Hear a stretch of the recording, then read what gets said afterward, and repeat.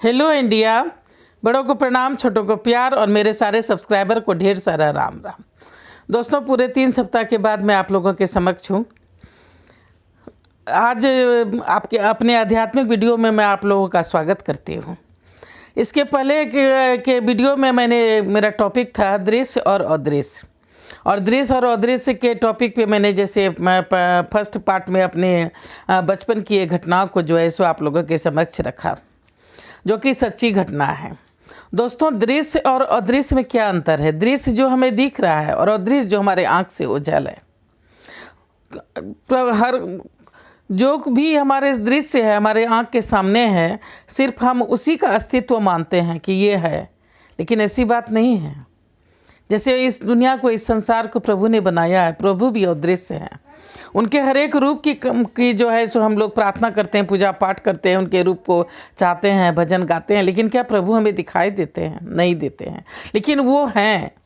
क्योंकि जब छोटी से छोटी बातें अपने से नहीं हो सकती है, तो इतनी बड़ी, इतनी विशाल सृष्टि जो है सो अपने से कैसे बन गई? जैसे हम पंखा देखते हैं, बिजली का सामान देखते हैं, या और कुछ भी सामान जो हमारे घर में है, उसे हम लोग देख रहे हैं, लेकिन कोई ना कोई तो इसे बनाने वाला है। कहीं ना कहीं किसी फैक्ट्री में तो ये बना है। चावल के दाने हैं, लेकिन क्या उससे खाना यूं ही बन जाएगा? या उसके लिए हमें मेहनत करनी पड़ेगी, आग जलाना होगा, उसको पानी उसको डालना होगा, उबालना होगा, पकाना होगा, और वो चावल भी यूं ही नहीं बनता है। किसान के अथक मेहनत के बाद वो तैयार होता है। तो दृश्य और अदृश्य में यही अंतर है। दृश्य जो हमारे समक्ष है, हमारे आँख के सामने है, उसे हम लोग मानते हैं, और अदृश्य जो ओझल है। और ये अदृश्य दुनिया को सभी लोग मानते हैं, क्योंकि लोक परलोक की बातें होती है, हर चीज़ की बातें होती है, परमात्मा आत्मा परमात्मा की बातें होती हैं।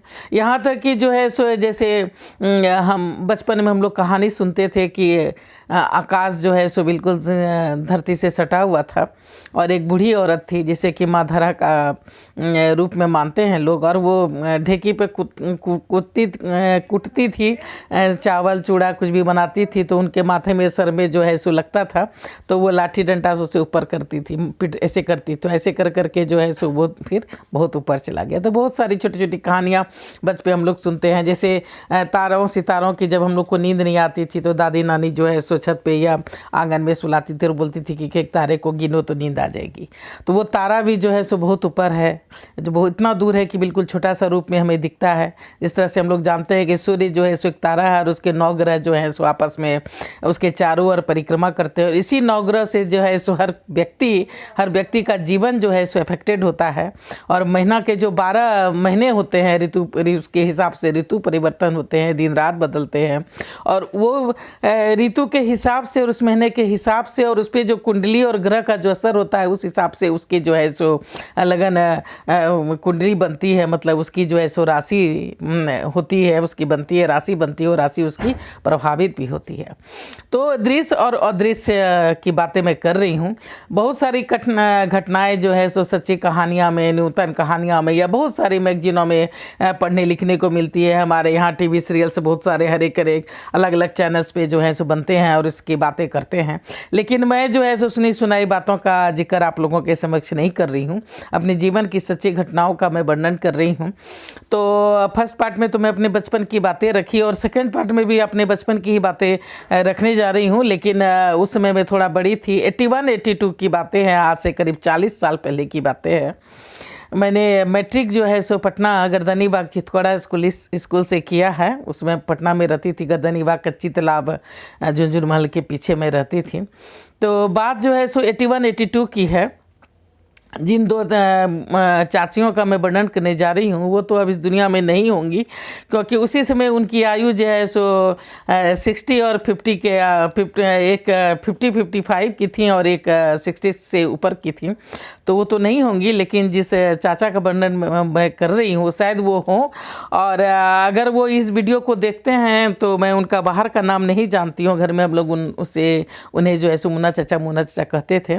तो अगर वो ये वीडियो वो देखते हैं तो वो कमेंट्स करके ज़रूर बताएं कि हाँ, ये मेरी जीवन से प्रभावित और सच्ची घटना है, तो मुझे अच्छा लगेगा। तो मैं बात कर रही थी कि दिसंबर जनवरी का महीना था, उस समय पहले जो है सो सेशन जो है सो जनवरी से स्टार्ट होता था दोस्तों। दिसंबर में जो है सो वार्षिक परीक्षा ख़त्म हो जाती थी बच्चे लोग की, और जनवरी से न्यू सेशन न्यू क्लास की स्टार्टिंग होती थी। तो परीक्षा ख़त्म हो गया था, हम लोग दिन भर तो बाहर बरंडा पे, जैसे आप लोग को पहले भी बहुत वीडियो में बताया है कि खेलती रहती थी। मोस्टली उस समय लड़कियाँ जो है सो वही या तो लूडो खेलती थी या कैरम खेलती थी या जो भी, या नहीं भी खेलती तो बाहर बरंडा पे हम लोग जो है सो बैठे रहते थे और वहीं पे अपना देखते रहते थे, कुछ ना कुछ करते रहते थे। तो बात 81 की है, मुझे ठीक से याद नहीं है, शायद 81-82 की थी, 12-13 साल की मैं रही होंगी। तो शाम का समय था करीब 8 बजे, और मैं खाना खा रही थी। तो चाची जो है सो बगल में एक जिस मकान में हम लोग भाड़ादार रहते थे, तो 3 किराएदार थे उसमें। तो एक किराएदार की पत्नी की बातें इसमें हो रही है और एक ऊपर मकान मालकिन की बातें इसमें हो रही है। तो वो आई और मेरी मम्मी को बोलती हैं कि वो देखिए ना, मुन्ना जो है सो घर जो है सो अपना छोड़ के चला गया और हम लोग को पता भी नहीं चला। पता नहीं उसको बेटा हुआ कि बेटी हुआ, क्या हुआ, हम सोचे पूछते, लेकिन कब चला गया पता ही नहीं चला। तो मैं खा रही थी, खाते खाते पता नहीं मुझे क्या अचानक सूझा, मैं अपने आप अनायस मेरे मुंह से निकल गया कि चाची भूत ऊत का बात कर रही हैं क्या, वहाँ कोई भूत ऊत है क्या? हम लोग तो दिन भर बरंडा पे ही खेलते रहते हैं, देखते रहते हैं। मुन्ना चाचा घर छोड़ के जाते, उनका सामान जाता, तो क्या हम लोग देखते नहीं? बातें जो है सो आई गई हो गई।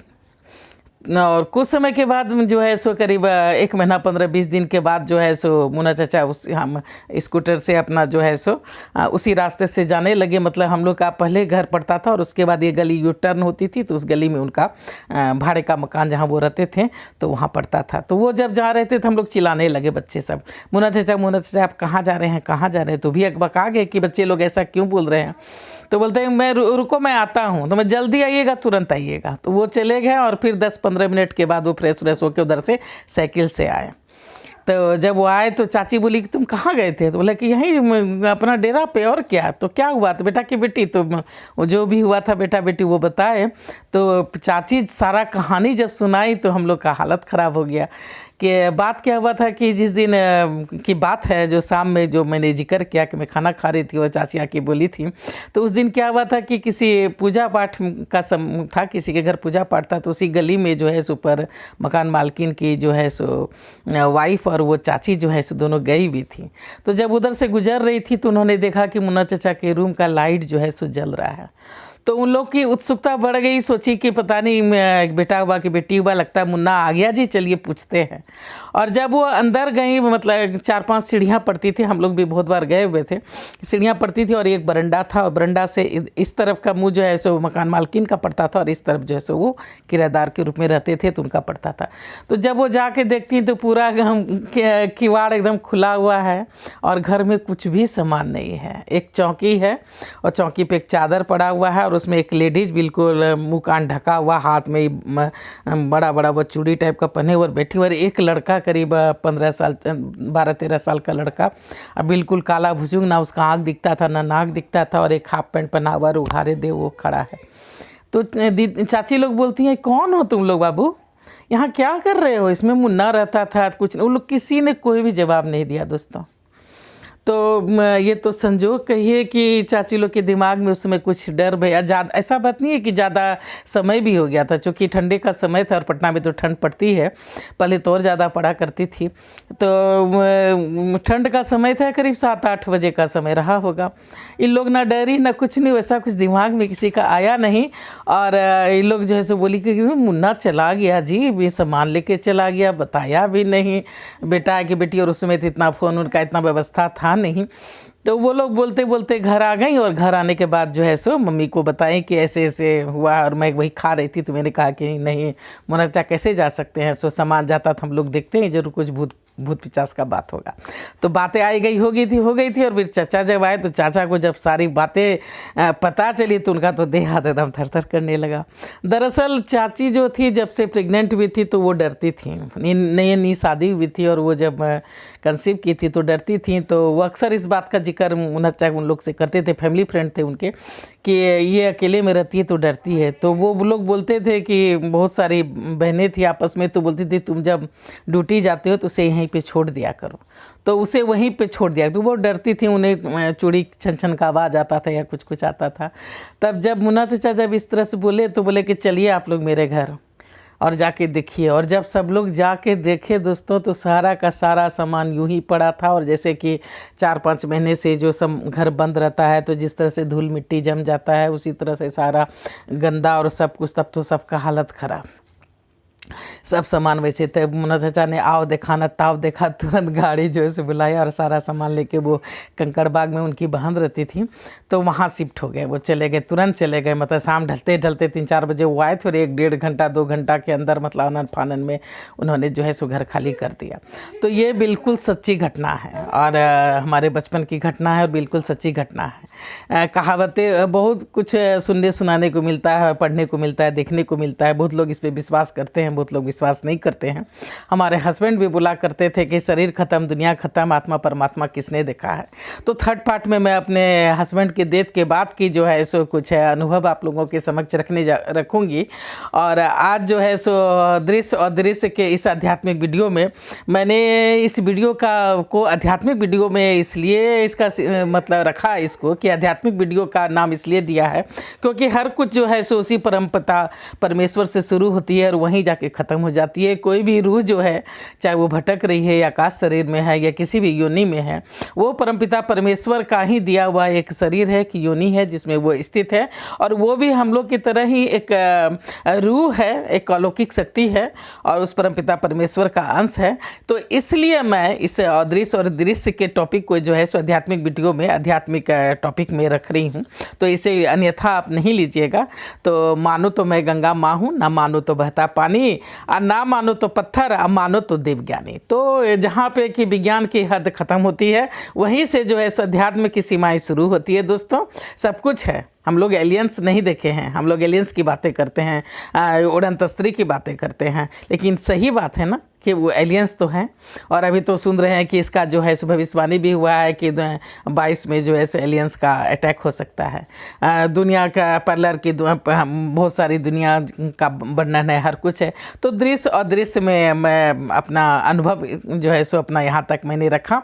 और ये सेकंड पार्ट है दृश्य और दृश्य का, और थर्ड पार्ट फिर मैं आप लोगों के समक्ष रखूँगी और उसमें अपने पर्सनल अनुभव को आप लोगों के समक्ष रखूँगी। और उसके बाद जो है सो मैं सपने की बातें करूँगी।